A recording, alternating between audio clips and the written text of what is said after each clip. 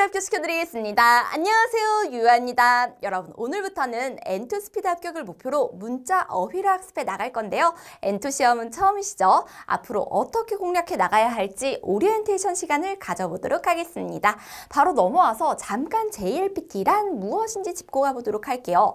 여러분 중에는 선생님, 저 이미 JLPT가 뭔지 알고 있어요 라는 분도 있고, 선생님, 저는 시험까지 경험해 본 적이 있습니다. 이미 시험을 치러봤어요 라는 분들도 있을 텐데요. 이 JLPT는 다른 말로 일본어 능력 시험이라 하고 Japanese Language Proficiency Test, 이 영어의 앞글자를 딴 말로 일본어를 모국어로 하지 않는 사람의 일본어 능력을 측정하고 인정하는 세계 최대 규모의 일본어 자격 시험을 말합니다. 그러니까 일본어 학습자라면 누구나 들어봤고 누구나 한 번쯤 시험을 치러야겠다라고 꿈꿔보는 그런 시험이 되겠고요. 또한 JLPT 합격증은 전 세계 거의 모든 기업 및 국내외 대학 제출이 가능하여 국제 공인성이 가장 높은 시험이 되겠습니다. 레벨은 총 5가지로 구성되어져 있고요. 난이도가 가장 낮은 N5부터 난이도가 가장 높은 N1까지 N5, N4, N3, N2, N1으로 됐는데, 우리 N3는 중급에 해당하고 N1은 고급에 해당하고, 같이 앞으로 학습해 나갈 이 N2는 중고급에 해당하는 게 되겠죠. 그리고 생각보다 많은 분들이 N5부터 차근차근 시험을 치르는 게 아니라 N3 또는 N2부터 들어와가지고 시험을 치르는 경우가 많습니다. 그렇다고 해서 너무 걱정하지 마시고요. 지금까지 여러분들이 시험에 대한 지식이 없다라 하더라도 앞으로 다 설명해 드릴 거니까 우리 같이 합격만을 위해서 노력해 나가자고요. 시험은요, 총 2회, 매년 2회 실시되는데 7월달과 12월달에 첫째 주 일요일에 실시됩니다. 성적은 합격과 불합격으로 점수가 표시가 되고요. 유효 범위는 전 세계, 기간은 평생이지만 다만 우리가 앞으로 제출을 할 어떠한 회사라든지 대학이라든지 이런 기관에서는요, 최신 2년 이내에 합격증 또는 성적표를 내주세요 라고 이렇게 제약을 거는 경우가 많아요. 그래서 이 부분만 유의해 주시면 되겠습니다.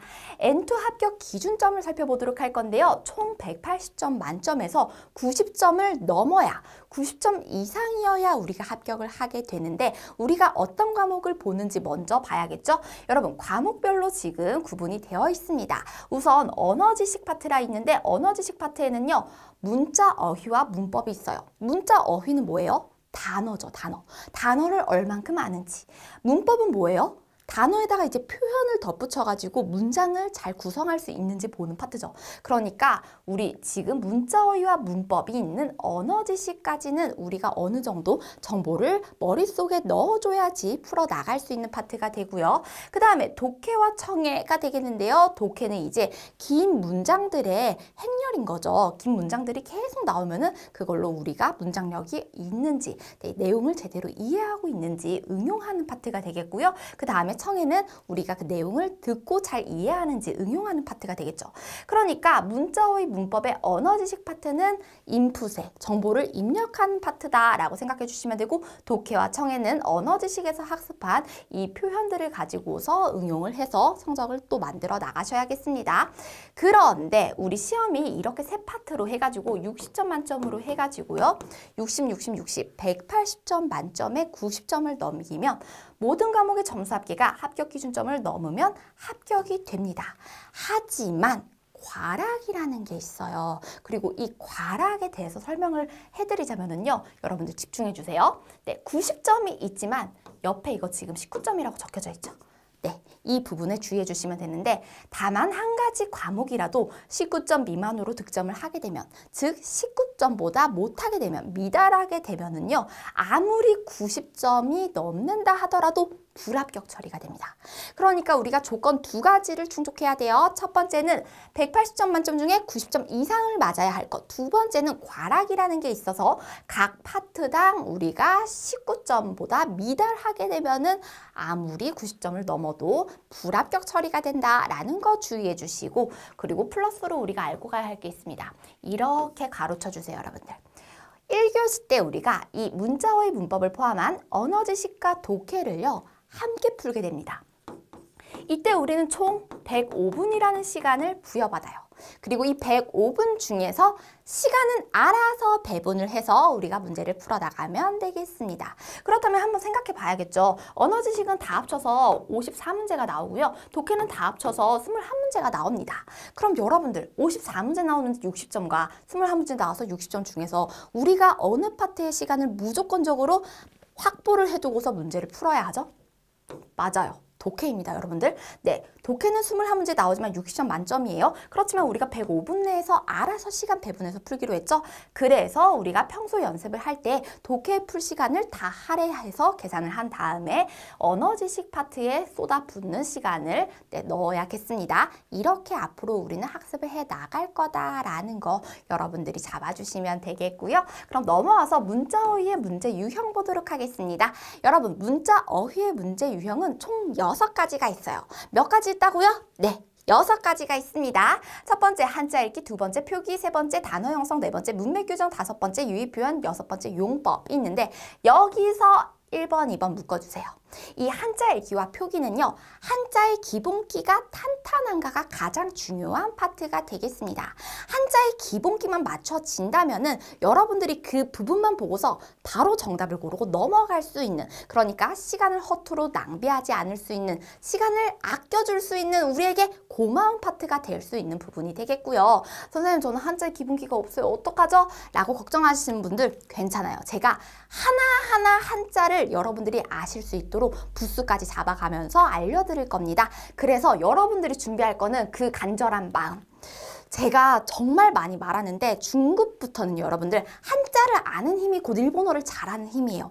한자가 탄탄하지 않으면은요, 앞으로 N2, N1 점점 더 많은 단어량들이 무수하게 쏟아집니다. 그 단어 하나하나 다 외우려면은 저라도 힘들어요, 여러분들. 한자를 알면은요, 굳이 그 단어를 우리가 학습해 본 적이 없다 하더라도 대략적으로 뜻도 유추할 수가 있고요. 어떻게 읽는다라는 것도 유추해 볼 수가 있습니다. 그래서 한자를 지금부터라도 잡아가자 라는 거 여러분들이 생각해 주시면 되겠고요. 한자 부스 읽는 법이라도 여러분들이 잡아주셔야 합니다. 그렇게 해서 한자 읽기 5문제, 표기 5문제 이 파트가 되겠고, 그 다음에는 이렇게 단어 형성 문제가 나오게 되는데, 단어 형성 문제는 원래는 5문제씩 시험에 나왔어요. 그런데 최신 경향에는 계속하여 3문제씩이 나오다 보니까 우리 이 3문제가 나온다는 것만 인지하고 있고 연습은 많게 5문제씩으로 가도록 할 거예요. 그 다음 4번째 문맥 교정 파트 7문제 나오고요. 유의 표현 5문제, 용법 5문제 파트가 나오게 된다라는 거. 이 대략적인 흐름만 알아주시면 되고요. 우리는 약 25분 동안에 30에서 30에서 32문제의 문제를 풀어 나가도록 할 겁니다. 네, 첫 번째 한자 읽기 파트 다시 보면은 이 파트는 밑줄 친 한자 단어의 읽는 법을 고르는 문제예요. 예를 들면요, 여러분들 이렇게 밑줄이 쳐져 있고요. 여기에 우리 쉬운 단어로 가볼게요. 너무 쉽죠? 네, 이러한 단어가 앞으로 뭐로 나온다? 선생님을 가리키는 센세이 이런 단어가 아닌 N2 레벨의 단어로서 한자가 주어질 거예요. 그럼 여러분들이 그 한자를 읽어내면 되겠고요. 두 번째 표기 파트인데요. 표기 파트는 밑줄 친 히라가나를 한자로 표기했을 때 올바른 것을 찾는 문제. 네, 이렇게 밑줄이 또 있는데 여기에는 우리 쉬운 단어로 갈게요. 선생님, 센세이가 있지만 실제로는 N2 레벨의 단어가 들어가가지고 우리가 이런 문제를 이제 한자로 골라내는 이런 작업을 할 거고요. 그 다음 3번째 단어 형성 파트가 있는데요. 원래 5문제지만 최근에 3문제가 나온다 했죠. 괄호 안에 들어갈 알맞은 접두어나 전미어를 찾는 문제인데 접두어, 전미어 걱정 안 하셔도 돼요. 접두어는요, 단어를 완성할 때 앞부분에 들어가는 거고 전미어는 단어를 완성할 때 뒷부분에 들어가는 건데, 예를 들어 공개라는 말이 있어요. 이 단어를 앞에 무언가 한 글자를 넣어서 완성하려면 비공개하면 되겠네 라고 생각을 하셨다면 너무 잘한 겁니다. 이렇게 앞을 채우는 게 접두어가 되고요. 그리고 예를 들어서 전문이라는 게 있는데 전문적으로 하는 사람을 우리 뭐라 하죠? 맞아요. 전문가라고 하죠. 이렇게 뒷부분을 채우는 것을 전미어라고 합니다. 우리 이런 문제를 풀어 나갈 거다라고 알아주시면 되고요. 4번째 문맥 규정인데요. 이 문맥 규정은요, 괄호 안에 들어갈 알맞은 단어를 찾는 문제로서 전체적인 흐름을 다 읽어보고서 우리가 힌트를 얻어갈 수가 있어요. 네, 문맥상 알맞은 걸 고르는 게 되고요. 5번째 유의 표현은요. 밑줄 친 단어나 문장과 가장 비슷한 표현을 찾는 문제로서 이 밑줄 부분에 이 표현 대신에 쓸 수 있는 닮은 표현을 고르는 문제가 되고요. 6번째 용법은요. 제시 단어가 있어요. 어떠한 단어가 주어지는데 그 단어를 올바르게 사용한 문장을 고르는 문제가 되겠습니다. 특히나 이 용법 파트는요. 단어의 쓰임새를 알아야지 선택지에서 고를 수 있거든요. 그래서 1번, 2번, 3번, 4번에 문장으로 주어지는 시간을 들여야 하는 이 부분, 이 파트 때문에 많은 분들이 어려워하시는데 그만큼 우리 합격을 넘어서 저는 고득점을 하고 싶어요 라는 분들은 주의하셔야 하는, 꼭 가져가야 하는 파트가 되겠습니다. 네, 그럼 넘어와서 우리 문자어휘 문제풀이 꿀팁 보도록 할게요. 첫 번째, 장음과 타금 그리고 반타금도 포함이에요, 여러분들. 네. 초금에 유의하면서 단어를 암기하도록 애초에 암기할 때 주의하면서 하도록 할 건데요. 특히나 이 파트를 제대로 여러분들이 해두시면 한자 읽기 파트를 문제 푸실 때 도움이 되실 거예요. 일본어 발음에서 까다로운 부분이 장음과 타금, 초금의 유무죠. 어설프게 외워서는 올바른 정답을 고를 수 없기 때문에 단어 암기 시 정확한 발음을 직접 쓰면서 학습하는 것이 좋고요. 예시 살펴보도록 하겠습니다. 우리 압승했다 라고 할 때 압승은 이렇게 쓰여져 있고요. 아쇼라 읽습니다. 이때 보면 어때요? 작은 쯔, 초금이 들어가고 우, 장음이 들어가죠. 이렇게 아쇼로 와야 하는데 2, 3, 4번과 같은 함정이 놓여지게 됩니다. 2번 아쯔쇼라 해서 쯔가 크게 나왔죠. 이런 초금의 오류로 우리를 함정에 빠뜨리고요. 3번 아쇼라 해서 이때는 맨 끝에 우가 없죠. 즉 장음이 없게끔 이렇게 돼서 우리가 제대로 단어를 암기하고 있지 않다면 헷갈리게끔 만듭니다. 4번 아조라고 이번에 하는데요. 조에 땡땡. 네, 타금이 들어갔죠? 타금이 없어야 하는데 이런 식으로 혼동을 야기한다라는 거 알아주시면 되겠습니다. 그 다음 두 번째, 부수가 비슷한 한자에 유의하자가 되는데 이 파트는 특히나 표기 파트 때 도움이 되실 거예요. 서로 비슷한 한자가 많기 때문에 한자 암기 시 각 부수를 제대로 암기해 두는 것이 중요합니다. JLPT 시험은요, 모두 객관식이에요. 그렇기 때문에 한자 쓰기를 연습할 필요는 없어요. 네, 하지만 눈으로 봤을 때 정확하게 한자를 고를 수 있도록 학습을 해야 하고요. 그리고 한자를 아는 힘이 일본어를 잘하는 힘이라고 했죠, 여러분들. 우리 왜 토익처럼 그렇게 찍어가지고 성적을 어느 정도 영어 성적 만드는 것처럼 만들 수는 있어요. 그런데 일본어를 학습하시는 분들은 특히나 저는 성적만으로 끝내는 게 아니라 제가 일본어를 직접 잘해서 회화도 잘하고 일본에 갔을 때도 막힘없이 뭔가 글도 쓰고 그런 멋진 나를 꿈꿔요 라는 분들이 정말 많거든요. 그렇기 때문에 여러분들의 그 마음 저도 알아요. 그렇기 때문에 꼭 선택지에서 바로 골라가지고 정답만 맞추기보다는 여러분들이 이 한자를 봤을 때 정말 읽어낼 수 있는 힘이 생기도록 제가 학습을 알려드리도록 할 거예요. 여러분들이 거기에 맞춰서 잘 쫓아오셨으면 좋겠습니다. 꼭 시험에서 성적을 만드는 거 물론 중요하죠. 물론 중요하지만 일본어를 전반적으로 잘할 수 있도록 도와드릴 거고요. 예시가 보도록 하겠습니다. 유슈츠라 했는데 유슈츠는 수출이란 뜻이에요. 왜 우리 무역에서 수출하다, 수입하다 이럴 때 수출이에요. 네, 그러면 우리 한자를 보도록 하겠습니다. 1번이 정답인데 2, 3, 4를 보면 어때요, 여러분들? 지금 두 번째 있는 한자는 다 똑같죠. 그렇지만 첫 번째 있는 한자가 다르고 다만 모양이 정말 비슷해서 혼동을 줍니다. 우리 첫 번째 한자 수출 먼저 가보자면 여러분 수출은 뭐예요? 지금 수출은 내보내는 거죠. 그래서 보내다 라는 뜻을 가지고 있는 한자를 써야 되는데 구루마 자동차가 있고 자세히 보면 뭐가 있다? 히도 사람이 있습니다. 자세히 보면 사람이 몇 사람 있다? 한 사람 있어요. 네, 그리고서 아래에 이렇게 생긴 츠기가 있는데 이 츠기는요, 달 월자는 한자에서 보통 두 가지 뜻으로 쓰여요. 하나는 햇님 달림의 달 혹은 니그 고기 육자라 해가지고 고기 살을 뜻하거든요. 근데 여기서는 원래 이 달 월자가 아니라 나룻배 배의 모양에서 왔어요. 네, 나룻배 동동 떠다니는 배요. 네, 배 또는 수레로 사람이요, 한 사람이 물건을 수출할 때요. 이 한자는 칼을 나타낸 한자거든요. 칼. 그러니까 칼 모양이라고 그냥 생각하시면은 이해하기 쉬우실 거예요. 칼을 차고서 내 물건을 아무 도적한테나 뺏길 수가 없으니까 나룻배나 수레에서 내 물건을 수출할 때에는 사람이 칼을 차고서 수출을 했었다, 수입을 했었다 라고 이렇게 외우고요. 보내다 라는 뜻을 가지고 있습니다. 그래서 보내는 것이 수출이 되는 거죠. 그래서 1번이 정답이 되는데 2, 3, 4가 왜 정답이 안 되냐면은 우리 앞부분에 뭐가 있어요? 이유 말하다의 한자가 있죠. 네, 이 한자가 들어가게 되면서 말하다라는 부수랑은 이 뜻이 전혀 맞지가 않는 거예요. 수출은 말하다라는 관련이 없죠. 그래서 2번 정답 될 수 없고요. 2번에 있는 한자는 타이르다라는 뜻을 가지고 있었어요. 그 다음에 3번 가보도록 할 건데요. 3번은 구르마 자동차는 있지만 아랫부분이 달라요. 아랫부분에 이렇게 생긴 한자가 들어가 있습니다.